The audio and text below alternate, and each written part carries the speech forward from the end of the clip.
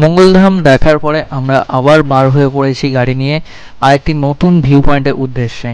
এবারে আমরা চলেছি লাভার্স ভিউ পয়েন্ট, যার আরেকটা নাম হচ্ছে তিস্তা লাভার ভিউ পয়েন্ট। এই ভিউ পয়েন্টটিও নাকি খুব সুন্দর দেখতে লাগে। তো চলুন দেখা যাক এই ভিউ পয়েন্টটি কতটা সুন্দর দেখতে। আর সেটা দেখার জন্য অতি অবশ্যই ভিডিওটা সম্পূর্ণ দেখতে থাকুন।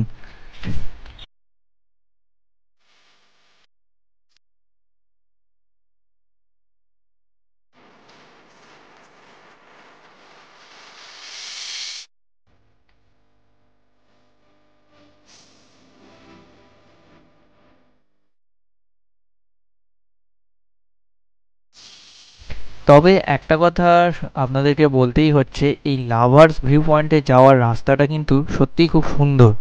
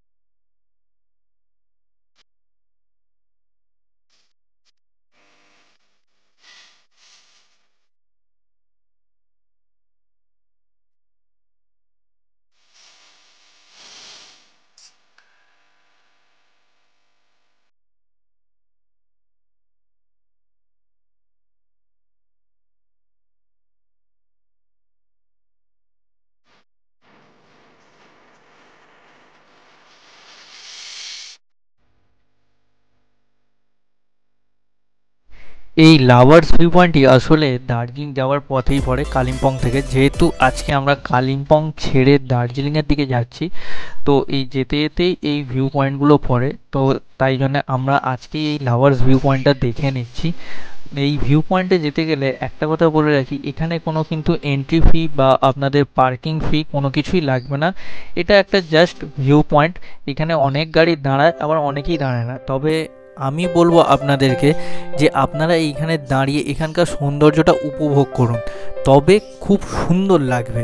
না হলে পরে আপনি যদি এখান থেকে ছাড়িয়ে চলে যান, তাহলে এই সুন্দর জিনিসটা, একটা উপভোগের জিনিসটা আপনি বঞ্চিত হবেন।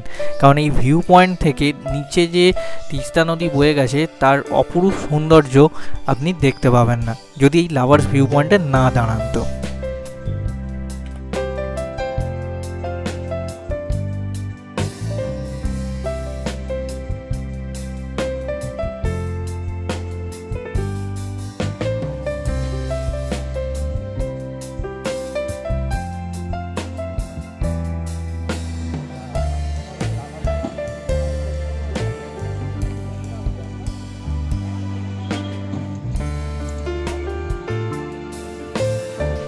এখন আমরা পৌঁছে গেছি তিস্তা লাভার ভিউ পয়েন্টে।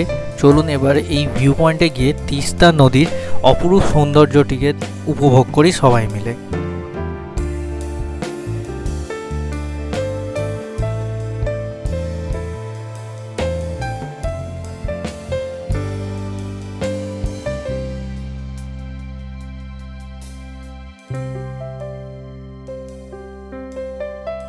এটা তো তোমার ওই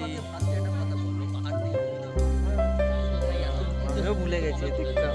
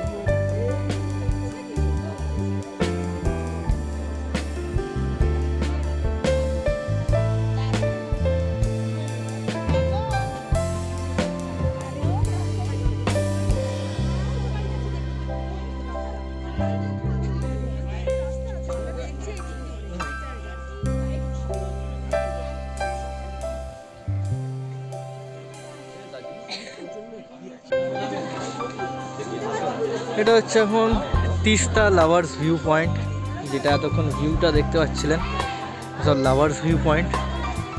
এই চাতাল করা আছে,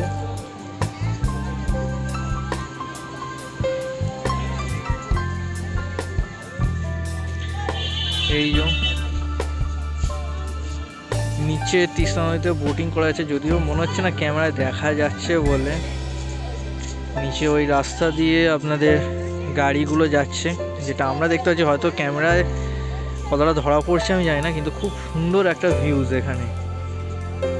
আকাশ যদি আরও পরিষ্কার থাকতো আরও সুন্দর ভিউজটা আসতো।